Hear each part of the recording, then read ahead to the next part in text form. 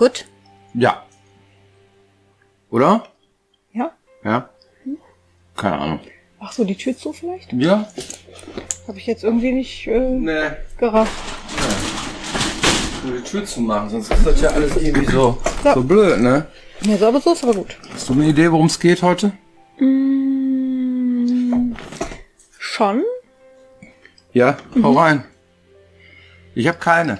Du hast keine? Ich habe keine gute Idee, nee. Aber das ist doch das Wichtigste. Das ist das Wichtigste, ne? Eine gute Idee zu haben. Oder?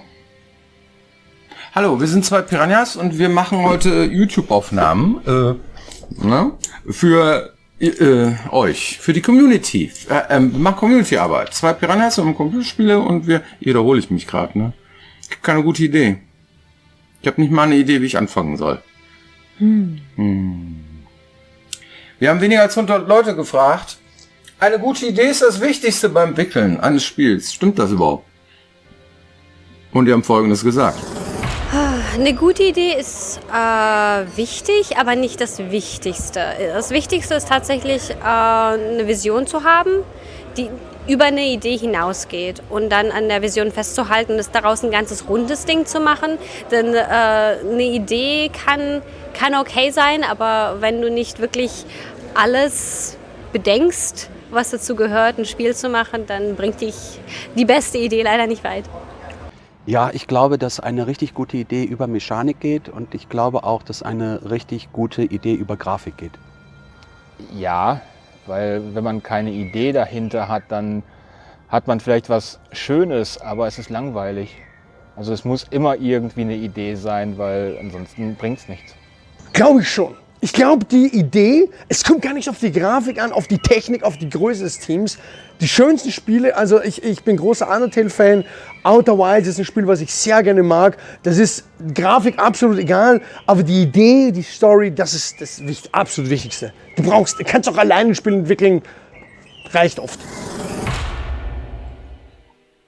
Ja, und jetzt kommt die Auflösung. Alle sagen, das ist das Allerwichtigste. Ich habe eine total geile Idee. Ihr habt alle super Ideen. Alle haben gute Ideen. Der Nachbar hat bestimmt auch eine gute Idee, oder? Ja, bestimmt. Vielleicht nicht unbedingt unser Nachbar, oder? Aber ich guck dir nicht zu. Ja, guckt da nicht so. Aber der hat ja gar keine Idee davon, ne, dass wir hier jetzt irgendwie YouTube-Aufnahmen machen.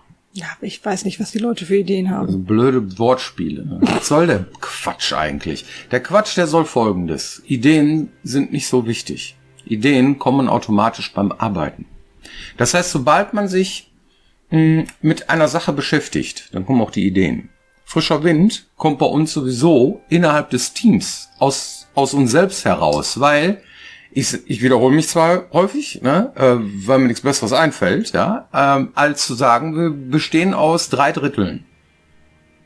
Das erste Drittel, das sind die jungen Wilden, das sind die gerade mit uns irgendwie loslegen, mehr oder weniger, ja, die noch nicht so viel Erfahrung mit uns haben, ne, und als junge Leute, werde ich auch immer oft gefragt, wer sind denn die jungen Wilden so? Ja, die noch nicht einen ganzen Zyklus mitgemacht haben, eines Spiels. Das heißt, wenn die irgendwann eingestellt werden, mittendrin, ne, dann sollten sie zumindest mal einmal einen ganzen Werdegang eines Spiels, so einen Lebenszyklus mitgemacht haben. So, ja, das sind so die jungen Wilden. So. Und das ist immer so ungefähr 1 Drittel. Und die haben Ideen, da machst du kein Bild von. Ne? Die anderen 2 Drittel ist so die Senior und die alten Säcke, die ganz alten Säcke, ne, so wie ich so, ne, die auch schon mal früher mal schon irgendwie bei Gothic dabei waren und so weiter, so die alten Säcke halt, ne? Und ja, wir haben auch Ideen. Mann, haben wir Ideen! Aber das Wichtigste daran ist, kriegt man die Scheiße umgesetzt. Das ist nämlich viel wichtiger, ne? Also Ideen macht man im Grunde genommen dann in der Phase, wo man die Vision formuliert von einem Spiel. Und das passiert ganz am Anfang. Ne? Jeder hat Ideen, jeder hat irgendwie eine Vorstellung davon, wie es besser laufen könnte und so weiter. Und das schmeißen wir alles in einen Topf. Ja, euer Feedback zum Beispiel, das geht 1:1 in unsere Ideensammlung, Suche, Visionsfindungssache, die wir da machen, ganz am Anfang. Und beeinflusst sie maßgeblich. Das heißt, eure ganzen Ideen, die ihr habt, oder Vorstellungen oder Wünsche oder sonstige Dinge, die fließen alle rein in dieses Spiel. Dabei geht's aber nicht um Inhalte, sondern um Verbesserungsvorschläge und solche Sachen. Das sind auch Ideen. Ne? Das sind auch Ideen, ja. Ja, ne, ich habe eine gute Idee. Mach doch mal ein Autorennspiel. Ne? Ja, so rein da, so wie bei Rage. Hat doch super funktioniert. Ne? So Story und Gedöns und so weiter. Das ist eine Idee. Das ist eine gute Idee. Da kann man sich drüber streiten. Da kommt man dann in diese Prüfungsphase einer Idee. Ne? Wie macht man das denn? Ja, erstmal fragt man sich selbst, ist das eine gute Idee? Hat man da Bock drauf? Ja? Ist das denn irgendwas, was Leuten begeistern könnte? Ist das was, wo man sagt, ja gut, das ist cool, da hab ich Bock drauf, das ist schön, das ist irgendwie, macht Sinn, oder hey, war ja klar, das ist jetzt der nächste Schritt, der nächste heiße Scheiß, irgendwelchen Trends, irgendwas. So. Ne? Und dann muss man das prüfen. Wie machen wir das? Ich sag mal semi-demokratisch. Die Stimmung im Team ist wichtig, ja, und die Leute, die mit uns zusammenarbeiten, müssen Bock haben. Die müssen einer Idee folgen.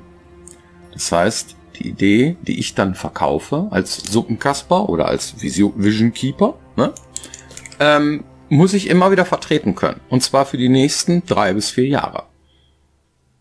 Ja, und das prüft man dann, ob das dann eine gute Idee ist oder nicht. Ja, so. Als ich angefangen habe, irgendwie bei Piranha Bytes zu arbeiten, da hast du ganz am Anfang mal zu mir gesagt, wenn du eine Idee hast, dann musst du erst mal gucken, ob das von den Ressourcen her klappt. Und ich habe gedacht, hä? Wovon redet er denn da? Was meint er damit? Ne? Wenn man anfängt irgendwie, ach, ich hätte auch mal Bock, so ein Spiel zu designen irgendwie, und dann bekommt man Ideen und schreibt die irgendwie auf und dann gehen sehr, sehr viele Leute, die keine Erfahrung haben damit, erstmal davon aus, dass sie erstmal eine Geschichte erfinden oder dass sie erstmal irgendwie irgendwelche Charaktere und Dialoge schreiben oder irgendwelche Sachen irgendwie, also Inhalte und überhaupt gar nicht auf die Ressourcen achten. In der Realität ist das aber ziemlich unglücklich, das so zu machen, weil man dann gar nicht weiß, ob das eine gute Idee ist oder nicht. Also wie checke ich denn überhaupt, ob ich eine gute Idee habe oder nicht? Es gab mal so eine Interviewfrage, die wurde häufig auch aus der Community immer wieder gefragt, die hieß, habt ihr Angst, dass euch jemals die Ideen ausgehen? Und da haben wir immer gesagt, Ideen gibt es immer mehr als Möglichkeiten, sie umzusetzen. Und darum pickt man die Idee raus, die auch umsetzbar ist. Also Ressourcen, was ist das? Das ist das, was ich zur Verfügung habe, um diese Idee auch umzusetzen. Das heißt, wenn man jetzt sagt, irgendwie, ich möchte jetzt als allererstes Projekt, ich habe noch überhaupt gar keine Erfahrung, aber ich mache jetzt erstmal ein riesiges Open-World-Multiplayer-Online-Rollenspiel, dann hat man vielleicht nicht die Ressourcen dafür. Denn für ein so großes Spiel braucht man unglaublich viele Dinge. Man braucht... Der Dominik von Sluggerfly hat genau das gesagt, dass sie das am Anfang als ganz junges Team, ja, als für eine gute Idee hielten, ja. Ihr werdet lachen, viele haben diese Idee, weil es einfach irgendwie sich cool anfühlt, sowas zu machen. Aber während ich mich jetzt zum Beispiel, um jetzt mal das krasse Gegenteil nehme, ich möchte jetzt gerne ein 2D Point-and-Click-Adventure machen. Dann brauche ich dafür eine gute Idee bestimmt, aber ich brauche dafür vor allen Dingen weniger Ressourcen. Ich brauche eine 2D-Umgebung, dafür brauche ich eine passende Engine, da gibt's einige auf dem Markt. Ich muss vielleicht einen Künstler haben, der einen bestimmten Style durchziehen kann. Ich kann ein Art-Adventure machen oder ein Pixel-Adventure oder wie auch immer. Und ich brauche jemanden, der Rätsel erfindet, ich brauche jemanden, der mir die Figuren baut und ich brauche einfache Animationen dafür und solche Sachen. Und dann kann man mit diesen Ressourcen, mit wenig Leuten, schon ein Spiel machen. Aber wenn ich so ein riesiges Open-World 3D Rollenspiel Online-Multiplayer-Ding mache, wo du am besten auch noch alles sehen kannst irgendwie, dann brauchst du um 3D-Umgebung, da brauchst du Monster, brauchst du viel mehr Animationen, brauchst du Kampf, brauchst du Items, brauchst du irgendwie eine Welt, brauchst du und davon dann auch so viel, du brauchst Rüstungen, du brauchst Haare, du brauchst was weiß ich. Und dann explodiert dir der Kopf. Und wenn man das alles aufschreibt, was man da alles für braucht, einfach nur mal so pauschal und dann überlegt, wer soll denn was davon wann machen, dann bin ich bei den Ressourcen. Hast du gerade gesagt, du brauchst Haare, sonst platzt dir der Kopf? Da bin ich raus, ne? Mann, für die Spielfigur. Also, super, läuft. Ja, jetzt hast du mich voll Jetzt aus dem voll Konzept rausgebracht. vergebracht. Ja, Entschuldigung, tut mir leid. Ich bin ein bisschen... Also wir brauchen Ressourcen. Ja, brauchen Ressourcen. Erstmal gucken, was habe ich überhaupt? Kriege ich den Scheiß überhaupt umgesetzt? Genau. Ne? Habe ich überhaupt die Chance, da was zu werden mit meiner tollen Idee? Ne? Und liegt doch auf der Hand. Wieso macht er denn nicht das und das? Ja, hören wir immer wieder so. Ja, aber das ist doch völlig klar, da müsst ihr doch das und das machen. Ich habe eine total gute Idee, warum macht er denn nicht das und das? Ja. Um zu prüfen, ob eine Idee gut ist, kann man auch verschiedene Sachen machen. Zum Beispiel jemanden fragen, der sowas schon mal gemacht hat. Es muss auch die Chance, ja, das fängt doch damit an auch erstmal. Man muss es prüfen, muss gucken, ob es überhaupt Chance hat, überhaupt ins Licht der Welt zu erblicken am Ende des Tages. Wir sagen immer wieder, ja, es gibt 100 Spiele, die an den Start gehen. 100. Statistisch gesehen ist das so. Das heißt, irgendwelche Menschen da draußen, ja, versuchen ein Computerspiel zu machen, haben eine Idee und fangen an. 100 Leute. Davon schafft's 1. Vielleicht 2. Alle anderen werden eingestampft. Das ist statistisch. Ist das so? Leider ist das tatsächlich so. Und das muss man sich immer wieder vor Augen halten, ja, dass man tatsächlich so ein Ding dann auch fertig machen muss am Ende des Tages. Irgendwann ist es halt irgendwie, ja, und dann muss es auf den Markt gebracht werden, weil du musst dich dann schon irgendwie dann davon trennen, ja, und sagen so, okay, ich hatte eine super Idee, wie viel von der Idee ist umgesetzt worden? 70% ist gut von denen, was man sich vorgenommen hat. Die Hälfte tut's vielleicht auch an der einen oder anderen Stelle, ja. Und wenn wir sagen, irgendwie, wir haben 90% von dem Zeug umgesetzt, was wir uns vorgenommen haben, dann ist das schon verdammt viel und hat mit Erfahrung zu tun, dass wir dann wissen, wann an welcher Stelle wir dann sagen, ich habe jetzt zwar noch 1000 Ideen, aber ich schmeiß den Griffel hin und ich muss das, was ich jetzt an Ideen ganz am Anfang hatte, weil die erste ist oft eine gute Idee, ne, umgesetzt und muss jetzt zusehen, dass ich das Ding fertig bekomme. Und das ist dann auch eine gute Idee, irgendwann damit anzufangen, ja, zu sagen, so, ich habe jetzt das gemacht, was ich wollte und muss jetzt einfach, ja, gibt's eigentlich nicht, ne, fertig werden und so ein Spiel fertig machen, damit ich dann da irgendwann sagen kann, so, ich habe das gemacht und die ganzen Ideen, die man bis dahin noch gesammelt hat, die man nicht umgesetzt hat, die tut man in die Schublade und benutzt sie beim nächsten Mal. Und dann hat man wieder neue Ideen. Wir waren jetzt am Wochenende auf dem WGT. Oh ja. Ich habe noch das Bändchen um. Das war eine Veranstaltung in Leipzig. Wave Gothic Treffen nennt sich das. Und da waren wir auf einer Veranstaltung von Marc Benecke. Super cooler Typ. Guckt euch den mal an. Ja. Und der hat einen Vortrag gehalten. Dr. Marc Benecke. Dr. Marc Benecke, der ist unter anderem biologischer Forensiker und so weiter. Der hat gesagt, Erfahrung hilft uns manchmal nicht, Glauben hilft uns schon mal gar nicht und bevor du irgendwie irgendeine These aufstellst, ist alles völlig egal. Was du machen musst, ist messen. Prüfen. Mess das. Ja. Das heißt, wenn man eine Idee hat irgendwie, das ist nämlich die zweite Sache, was ganz wichtig ist für ein Computerspiel, ist, macht das Spaß. Ja. Macht das Spaß, was ich davor habe? Ist das cool?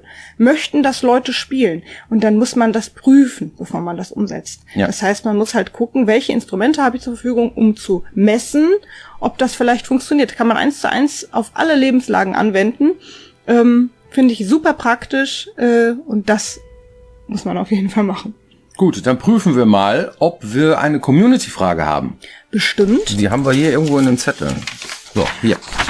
Ich hoffe, das ist nicht zu klein ausgedruckt. Nein, Du kannst ja gut lesen. kleine macht mir nichts, nur wenn es zu weit weg ist. Okay. Mal eine kurze Frage. Wisst ihr, ob Risen 2 irgendwann dieselbe Modernisierung wie Risen 1 bekommen wird? Mir geht es nicht mal um Gameplay oder Grafik. Ich hätte gern meine Risen 2 Spielstände auch auf der Steam Cloud gespeichert, wie es jetzt bei Risen 1 dazu gekommen ist. Fragt jemand. Ja, die Antwort ist, keine Ahnung. Also die Portierung, kann man so sagen, eine Portierung von Risen 1 irgendwie jetzt auf die Switch, glaube ich. Das ist eine Portierung, und die Modernisierung, die damit einherging, die haben nicht wir gemacht, sondern ein externes Team, das so etwas gibt, THQ Nordic in dem Beispiel, weil THQ Nordic unser Publisher ist, in Auftrag. Und dann haben die halt unterschiedliche Projekte. Die haben neue Projekte, die haben Remake-Projekte, die haben Also irgendwas und dann nehmen die irgendwie einen Batzen Geld, stecken das irgendwo rein, machen irgendein Projekt und in dem Fall haben sie Risen 1 modernisiert, weil das Sinn gemacht hat. Ob das mit anderen Spielen auch passiert, wann das passiert, das wissen wir leider nicht. Es hängt vielleicht davon ab, wenn sie es nicht schon den Entschluss gefasst haben, es zu tun und dann schon damit anfangen, ja, dass sie abwarten, wie erfolgreich das ist und das dann gegenrechnen zum Aufwand, den sie damit hatten, das zu portieren. Und dann gucken sie, ja, lohnt sich, ist ein No-Brainer auf jeden Fall, ja, oder eben nicht. Und das entzieht sich gänzlich unseres Wissensstand, ja. Bei uns ist das mehr so Hörensagen. Das heißt, wir unterhalten uns mit Producern oder mit Menschen, die dort arbeiten.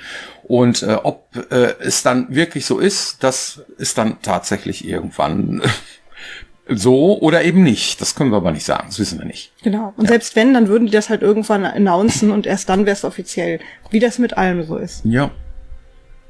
Gut, vielen Dank für eure Aufmerksamkeit. So, viel Spaß, bis nächste Woche. Tschüss. Noch nicht richtig wach. Nee, irgendwie ist es rum.